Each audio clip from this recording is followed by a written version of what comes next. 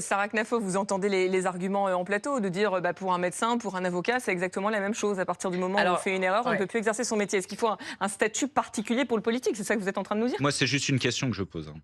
Alors, il ne faut pas un statut particulier pour le politique, mais pour la démocratie. Un cabinet de médecine, c'est pas la démocratie.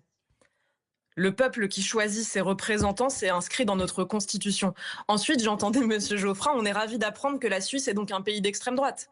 Puisque manifestement, non, vous êtes d'extrême droite. J'ai pas dit la Suisse, j'ai parlé de vous. Les peines d'inéligibilité.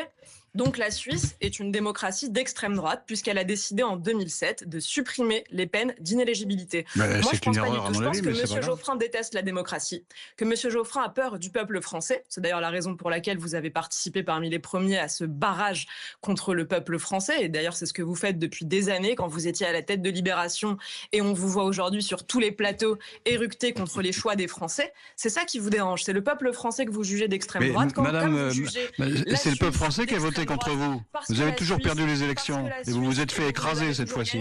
C'est le peuple français qui a décidé ça. Vous avez soutenu François Hollande, vous êtes un winner, Monsieur Geoffrin, tout le monde le sait, bien sûr. Ça se voit. Mais vous avez jamais gagné une élection. Vous êtes là, vous êtes bien placé pour donner des leçons. Je suis députée européenne. Je vous prie de ne pas insulter le 1,5 million de Français qui m'a élu.